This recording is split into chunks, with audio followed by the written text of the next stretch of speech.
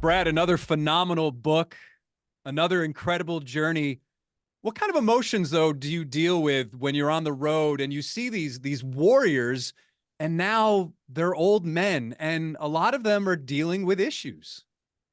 Well, Jason, I think it's actually good exposure therapy, right? Because we're all going to be there one day. We're all going to get there, and I think that it's important to see your heroes in that light of okay, here's who they are as people. Here's who they are off out of the ring, off the field, when the spotlight has faded, and that's really kind of what these books are about. Is what happened before they were famous? Who are they after they're famous? In this case, a book about wrestling.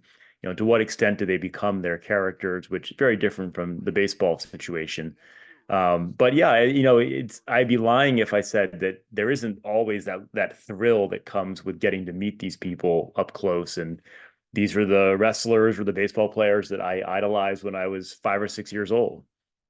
But then seeing them now and in some ways the poor situations they're in, that must be sad for you.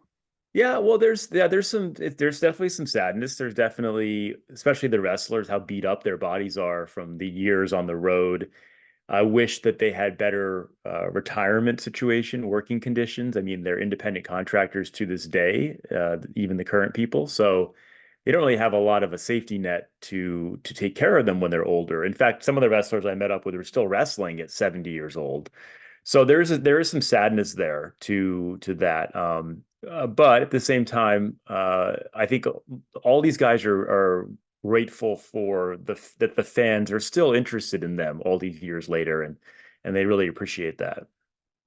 What was fascinating to me was that this all really started with another book that never came to fruition about the Iron Sheik. Mhm. It seems like you had a very interesting relationship with the Iron Sheik over many, many years. How would you characterize how or what your relationship was with the Iron Sheik? I would say that he's somebody that I think respected how much I knew about his career and I was genuinely interested in his telling his story and his life. And I think he always respected me for that.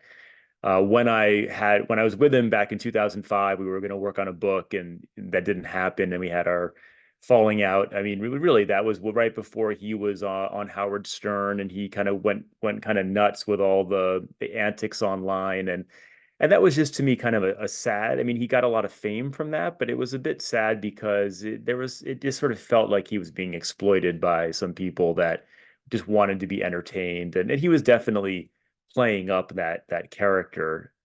So it was nice to get past all that. And in this book, I go on the road and I get to see him again. And he had since cleaned up and was back to being, I think, who he was at the beginning of his life, which is a guy named Khosrow Vaziri, a very serious, almost quiet guy. And his life kind of came full circle. But you do mention in the book how you were an enabler in some ways. Was that was that hard to deal with? Sure. I mean, here's a guy that he was my hero, and now I was in my early mid 20s at that point, and when I was spending time with him and outside of Atlanta, and he would ask me for money, and I knew what it was going for. I would drive him around, and yeah, I didn't feel good about that. Looking back, it's like, well, I wasn't helping the problem at all by going along with that, but I was also kind of starstruck, and I didn't want to tell my childhood hero that I wasn't going to help him out. So yeah, it was a complicated and strange dynamic for sure. But in the end, I think we understood each other and certainly respected each other. Is there one story in there that still sticks with you out of all the experiences you had with these guys and these incredible entertainers? I think going to trace Hulk Hogan, whose real name is Terry Bollea, his childhood down in Port Tampa, Florida, was really interesting because I got to see a side of him that has not been out there very much, which is who he was before he was a wrestler. And he was actually a professional musician, a bassist in a rock band called Ruckus, and toured the Southeast. And I was able to meet up with the guy that was the lead singer in that band and a childhood friend of his. And hear the story of you. Once I spoke to him, I kind of saw how music ended up playing a big role in how Hulk Hogan became that character. He developed that stage presence well before wrestling when he was interacting with the crowd and knew how to work the crowd. And so, he's one of the most guys most responsible for transforming wrestling into what it is today, which is, this entertainment spectacle. And I think he learned a lot of that performative aspect from the world of music, and that was something that I wasn't that aware of, and certainly the other wrestlers didn't have that background. Do you like where wrestling is today? I do. I think I don't follow it as closely as I did when I was a kid, but I think that it's healthier for everybody. That there's no more of this. Is it staged or not? I mean, we now see these wrestlers off stage and we see their families and everything's on the up and up. I mean, the guys I wrote about, Iron Sheik had his life threatened, had his tire slashed. Sergeant Slaughter, when he was doing the Iraqi character, he had to have personal security hired for his family. I mean, that's getting a little too real, right? And I think it's for everyone's benefit that it's very clear now, hey, this is a show and let's just have fun. So what's next for you? Have you thought about it? Sure, I mean, I guess they have to mine my childhood for some some more ideas. Maybe track down the New Kids on the Block or the Ninja Turtles or something.